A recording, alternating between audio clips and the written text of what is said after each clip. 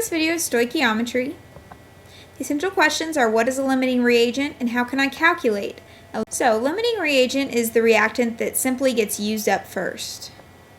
It limits how much product forms, so how much stuff you can make. For example, if you're mixing hydrogen and nitrogen together to get ammonia, we're going to look and see if we have 5 moles of hydrogen and we mix 3 moles of nitrogen in, which one's going to get used up first. And we need to use that molar ratio.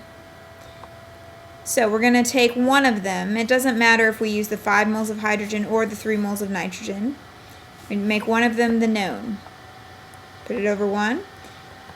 Okay, then we're going to put moles of hydrogen on the bottom and moles of nitrogen on the top. Okay, and so remember, if we have moles over moles, we use the coefficients. So 3 is in front of hydrogen, there's nothing in front of nitrogen, which makes a 1. Okay, our moles of hydrogen are going to cancel out, and that to use 5 moles of hydrogen, we need 1.67 moles of nitrogen. So then we compare. We need 1.67 and we have 3. That means that we're going to run out of the hydrogen first. So we have 3 moles. Hydrogen is the limiting reagent. Okay. So another way to do this is if we would have picked the 3 moles of nitrogen to start with, put it over 1, put moles of nitrogen on the bottom and moles of hydrogen on top. Again, we're going to use the coefficients when it's moles over moles. So 1 and 3, and that is equal to 9 moles of hydrogen. Okay, so in order to use all 3 moles of nitrogen, we need 9 moles of hydrogen. We only have 5, so we're going to run out of hydrogen first. So either way I did that problem, I still got hydrogen. It was the limiting reagent. We can look at how many moles of ammonia would be produced. At this point, we have to use the limiting reagent as our given. So we had 5 moles of hydrogen, 3 moles of nitrogen. We know that hydrogen is the limiting reagent, so I'm going to go with the 5 moles of hydrogen as my given. So I put that over 1, put moles of hydrogen below to get it to cancel, and moles of ammonia on top. Moles over moles means I'm going to use my coefficients. So that's a 3 in front of hydrogen and a 2 in front of ammonia. I multiply on top, multiply on the bottom, and then divide. So I have 10 divided by 3, and that gives me 3.3 moles of ammonia. And then you're just going to have leftover nitrogen. So how many moles of the excess reactant are unused? So that's asking how much nitrogen do we have left over. Well, we take what we have minus what we have to use, and that equals what's left. Okay, so nitrogen is our excess substance. I have 3. I figured out on that last slide that I was going to use 1.67 of it, and so I have 1.3 moles left approximately.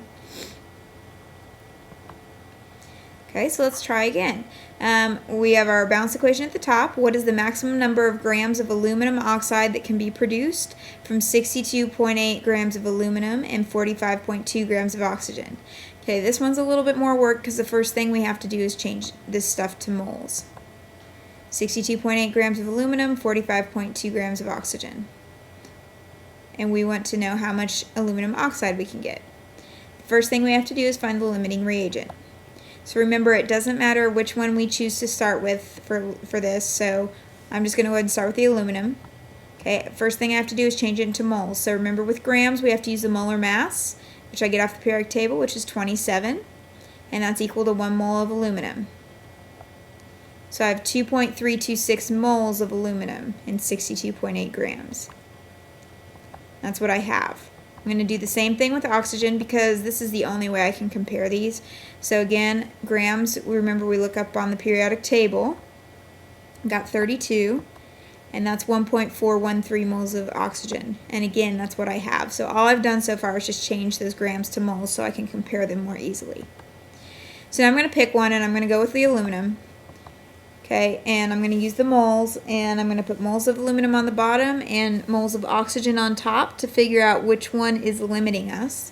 And I use my moles over moles, I'm using my coefficients for the numbers. So I multiply on the top and on the bottom, and then I divide, and I get 1.745 moles of oxygen. Okay, so what that means is in order to use up all the aluminum, I would have to have 1.745 moles.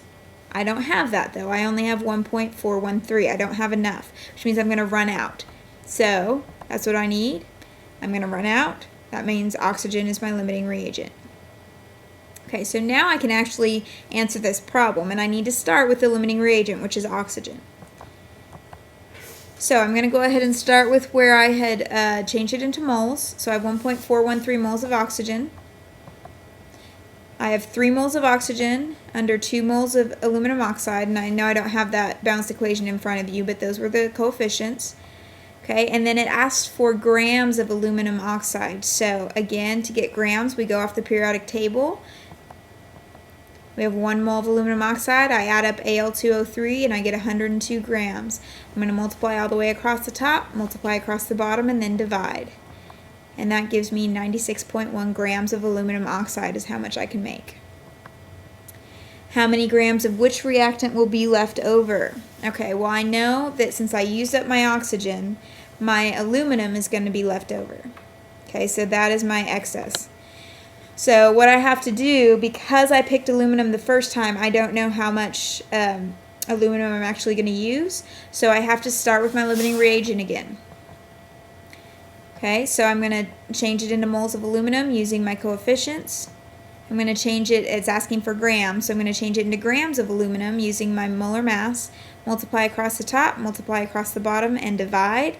And I get 50.87 grams of aluminum is how much I'm going to use. So then I just take what I have, which is 62.8, subtract what I use, and then I get 11.9 grams of aluminum will be left over.